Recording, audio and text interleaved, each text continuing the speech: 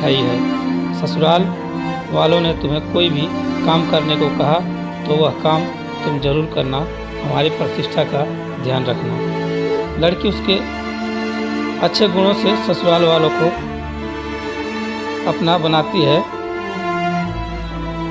तुम्हारे सास और ससुर तुम्हें ताना मार रहे होंगे तो समझ लेना कि तुम्हारे खुद के माता पिता तुम्हें बोल रहे हैं। यह सब बातें वह रिक्शा चालक अपनी बेटी को समझा रहा था।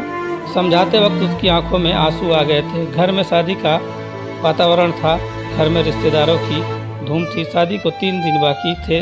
रात को अचानक रिक्शा चालक के घर भीषण रात को उसका पूरा घर आग के लपेटे में आ गया।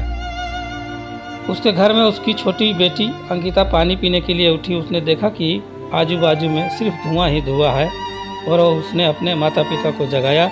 जगाते ही सब आग लगी ऐसे चिल्लाने लगे, कोई तो हमें बचाओ। बड़ी मुश्किल से रिक्शा चालक ने पीछे की बालकनी में जाकर खंभे के सहारे से बालकनी से बाहर जाने का प्रयास किया।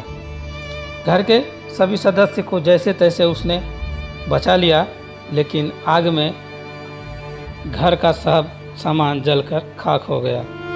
आग में शादी का सब सामान जलकर राख हो गया था। जहां थोड़ी देर पहले खुशियां थी वहां दृश्य अभी देखा नहीं जा रहा था।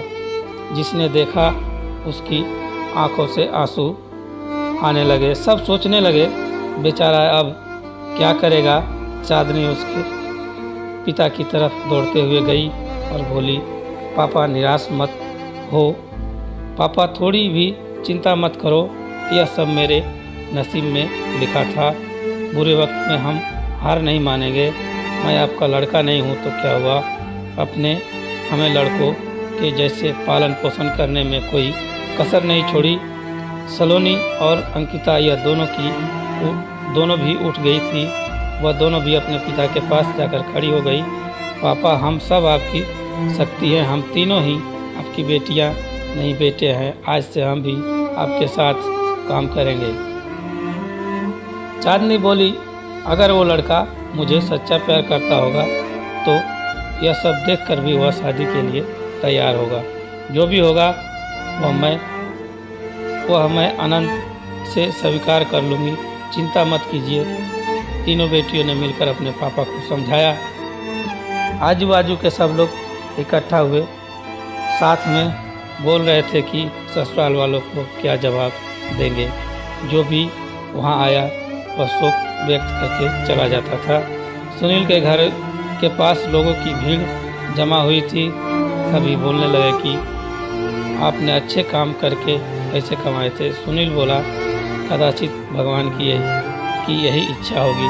तभी उसकी पत्नी अनीता आई और बोली कि आप बस भगवान का नाम स्मरण करते रहो।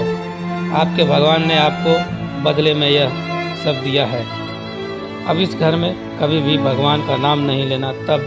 तभी सुनील उससे बोला, तुम नसीब वाली हो जो इतनी बड़ी आग में से तुम जिंदा वापस बाहर आई। यह नियति का खेल है, भगवान को क्यों दोष देते हो। किसी आदमी ने प्रेस में यह खबर दे दी। दूसरे दिन समाचार पत्र में खबर आई कि ऑटो रिक्शा चालक सुनील के घर में आग में जलकर सब खाक हो गया। उसकी बेटी की शादी को कुछ ही दिन बचे थे। गरीब आदमी अपनी बेटी की शादी कैसे करेगा। जिसने भी यह खबर सुनी उसने मदद की। उसे भले रिक्शा चालक को पहचानने वाले सब आए और पता नहीं अपने साथ क्या लाए। उसका घर तोहफा से भर गया था। किसी ने गहने, किसी ने कपड़े, किसी ने राशन तो किसी ने पैसे दिए। सब सुनने के बाद सभी रिश्तेदार ने मदद की। शाम तक उसके घर में कितने रुपए जमा हुए थे पता नहीं। तीनों लड़कियों ने सब पैसे पापा के पास दे दिए। तब सभी का अपनी आंखों पर विश्वास हो रहा था कि जहां सब ध्वस्त हो गया था वहां उसे तीनों लड़कियों के साथ बैठे बैठे इतने पैसे जमा कर दिए कि आसानी से शादी हो सकती थी। भगवान देता है तो छप्पर फाड़ कर देता है। उसने अपनी बेटी की शादी मंदिर में बड़े धूम धड़ाके के साथ की लोग आपस में बोल रहे थे कि सच्चे मन के इंसान को भगवान मदद क्यों नहीं करता। आज भगवान के इस चमत्कार पर सभी की श्रद्धा थी। भगवान जो भी करते हैं वो अच्छा ही करते हैं। रिक्शा चालक की पत्नी बोली, मुझे माफ़ कर दो, गुस्से से मैं भगवान को क्या कुछ नहीं बोल दिया। तीनों लड़कियां हंसते हंसते माँ की तरफ देख रही थी। देर बाद जहाँ सब रो रहे थे वहाँ सबके चेहरे पर खुशी दिखी।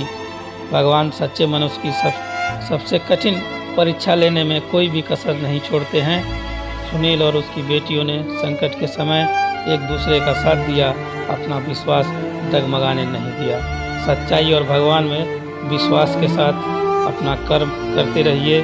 फल की इच्छा करो या ना करो, सही समय पर सही फल जरूर मिलता है। और जब भगवान हमारी मदद करना चाहते हैं तो ऐसे करते हैं जहाँ तक हमारी बुद्धि सोच नहीं सकती। दोस्तों, उम्मीद करता हूँ कि यह कहानी आप लोगों को अच्छी लगी होगी। अगर आप भगवान या अल्लाह या जीसस जो भी हैं आपके धर्म में, अगर उनके प्रति श्रद्धा और विश्वास करते हैं तो उस विश्वास को टूटने ना दें, उन पर भरोसा करें। वह आपकी मदद किसी न किसी रूप में जरूर करेंगे। धन्यवाद पूरी कहानी पढ़ने और सुनने के लिए। फिर मिलेंगे किसी ऐसे ही कहानी पर। तब तक के लिए बाय बाय, धन्यवाद, नमस्कार, जय हिंद।